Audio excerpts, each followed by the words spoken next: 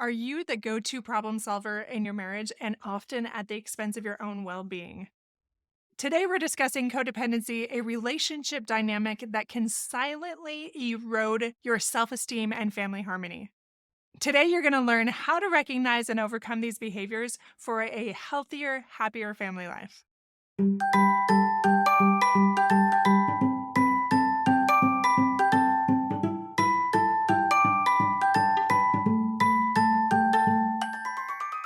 Hey parents, welcome to Fulfillment Therapy. Do you want to raise your kids better and have a stronger marriage?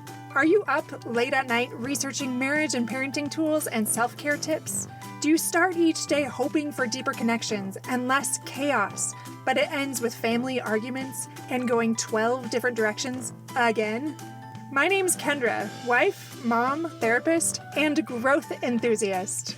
It wasn't until I discovered how to fulfill my unmet needs that I was finally able to show up as my best self as a spouse and parent. I realized that by meeting my needs, I could more fully meet the needs of my family with more energy and less resentment. In this podcast, I teach parents skills like boundary setting, prioritizing personal needs, communication, and claiming ownership. Just like my clients, you'll be shocked by the improvement in your marriage, parenting, and personal life when you focus on fulfilling your important, unmet needs. Ready to prioritize yourself so you can quit mentally throat punching people? Then grab those earbuds and head outside, and let's walk and talk.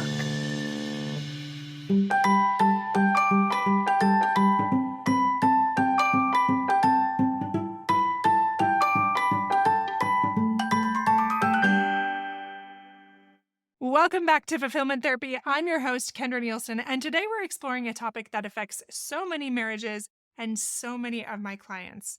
It's codependency. We're going to examine what it looks like, how it impacts relationships, and most importantly, how to break free from its grip. I wanted to talk about this again today because I have talked about it in past episodes, but it's something that continually comes up. And clients ask for more information as well as listeners, so I thought I would tackle it again from a slightly different angle. I want to start with a story from clients, and I'm going to use different names here. But this one is about Emily and Mark. Now, this couple has been married for about 15 years, and Emily has always prided herself on being a very supportive wife. She really would drop everything to help her husband Mark with his work projects, with whatever it might be, often sacrificing her own interests and friendships in the process, without even necessarily realizing that she was. Now, Mark, at first in the relationship, was very appreciative, but then he started to expect it. And he'd frequently call Emily at inconvenient times, and he'd ask her to do things that she didn't necessarily have time for, considering what was on her plate, like maybe proofreading reports or bringing him dinner at the office and things like that. And Emily felt needed, and she went along with it every time. Even if it meant canceling her own plans or staying up late, whatever it was, she was there for him, which in some ways is really admirable and in other ways creates major dysfunction and this unhealthy relationship dynamic, as well as a decreased quality of life. So this is codependency in action. It gives you a snapshot of what it actually looks like.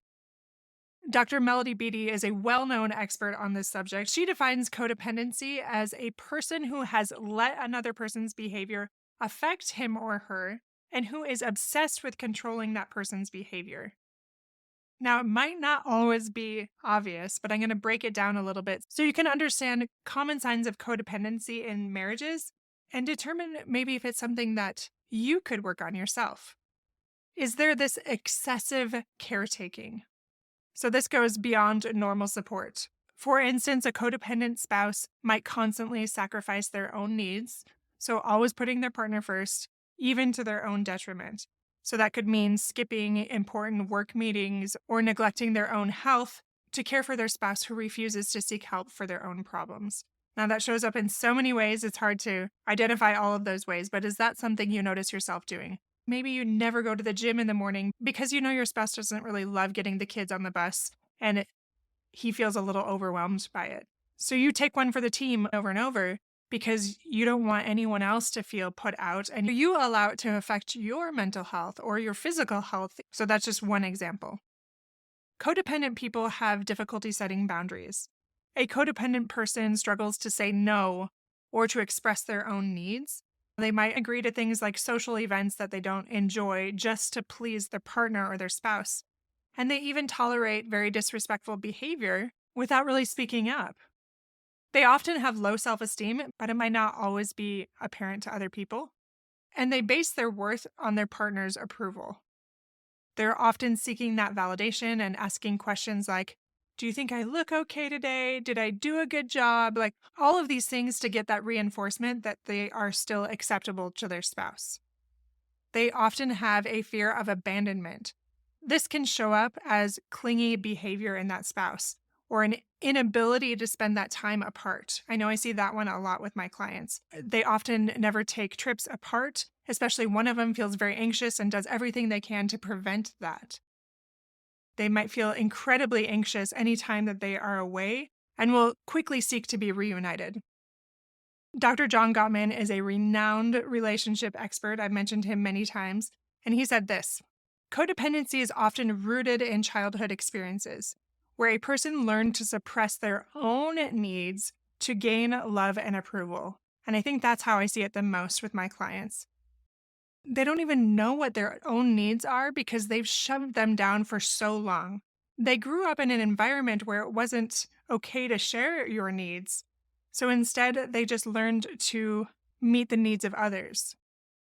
Now let's look at how codependency becomes a dance in marriage. Let's go back to my story of my clients, Emily and Mark. Remember, fictional names here. When Emily was constantly available, that reinforced Mark's expectations of her support. He got really used to that and just came to need it and demand it and expect it. And over time, he became more demanding, knowing that Emily would always comply. I'm sure as I'm sharing these scenarios, you're thinking of your sister-in-law or your friend or somebody else, but we all have some of this in ourselves. So I encourage you to look inwardly as always. The thing with codependency is it's not just one partner. It's both that are playing that dance. And both people are involved in keeping that unhealthy dynamic. For example, if Mark forgets an important deadline at work, Emily will likely stay up all night to help him finish that project and neglect her own rest and her own responsibilities. Now, Mark might appreciate that a little bit, but he doesn't learn how to manage his time better because Emily swoops in to save him every time, so he doesn't learn his lesson. There's not that natural consequence. That just perpetuates that cycle. Now, if you recognize any of these codependent patterns in your marriage, you're probably wondering, what can I do to get out of that? The first part is just recognizing what's happening, making note of it, journaling it, like really having it sink in, doing that deep dive with podcast episodes, with books, with whatever you can to not just notice it, but to do something about it. Maybe even journal about instances where you notice it come up, where you're getting into that unhealthy pattern. Another crucial part of codependent relationships is setting healthy boundaries. And this is where I spend a lot of time helping my clients because they get really stuck here, especially when they haven't done this most of their lives. I have one client that said something like, okay, I just need super baby steps. Like talk to me almost like I'm an elementary student because I have not ever set boundaries and it's so new to me and so scary. So we just do the very basic and work on that. So start small. If your partner asks you to run an errand when you're busy, practice saying, I'm sorry, I can't do that right now, but I can help you later if you still need it. Now that's just a small baby step in the right direction and you'll eventually get better. And I want to say, I think this was me for a long time in the beginning of our marriage. And I thought that I was doing it right by self-sacrificing, over-serving, all of these things, but I was losing myself in the process. I didn't even realize it was a problem. And slowly but surely, I learned to do these things. And I know that you can too once you become self-aware of what's going on. Another quick way that I did that is I know that my husband was often overwhelmed. He was in grad school, but he was overwhelmed by the young kids and all of those things. So I'd sometimes get a babysitter just to go do something that I needed to go do instead of having him do it because I felt so guilty if he had to do his homework. I didn't really treat him like an equal partner. And I was part of that problem. I think he would have been more willing, even though it would have been uncomfortable for him. But I instead never gave him the opportunity to learn how to manage that anxiety with being around several young children that are crying, and I could have done that much sooner. And I didn't know what I didn't know at the time. If you feel like this is a big issue in your life, please seek help. This is such a tricky dynamic, and a therapist can really help you break that down and change those cycles if you're not able to do it yourself.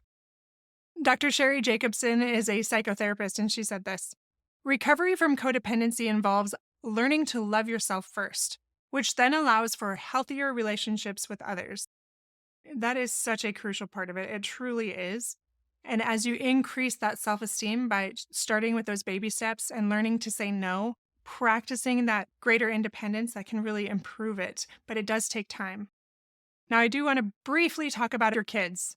So children learn relationship patterns from their parents. So if this has been a problem for you, then it might be with your children as well. So in that codependent household, they might internalize unhealthy ideas about themselves and their self-worth. For example, they might learn that their needs are less important than other people's, or that love means constantly sacrificing oneself. So to break that cycle in your home, you can model those healthy boundaries for your kids, and you can show them that it's okay to say no. You can encourage independence and allow them to make decisions for themselves and solve their own problems, and teach them about self-care and maintaining their own identity. Now, that is harder than it sounds, but it's all about modeling. All right, let's wrap up a few of those key points to really solidify them in your brain. Codependency in marriage involves excessive caretaking, poor boundaries, and a loss of individual identity. It's both partners playing a role in maintaining those codependent patterns, and recovery involves self-awareness and setting boundaries and prioritizing that self-care, learning to say no, things like that. Breaking those codependent patterns benefits the entire family, so not just the couple, but everyone. Breaking free from this will improve all of your relationships, and it is never too late to start this journey. I hope this helped you today and that you feel like there's one small thing that you can do to take your family life to the next level and to change these patterns of codependency in your family life. Don't forget to check out our courses for mental health and wellness, as well as business courses to start your own online business and podcast. You can check those out on our website at fulfillmenttherapy.org, or check out the show notes, and you can find us in all the places from social media to the website to anything else so that you can reach us as needed. I'll see you back here with new episodes every Monday and Thursday. Until then.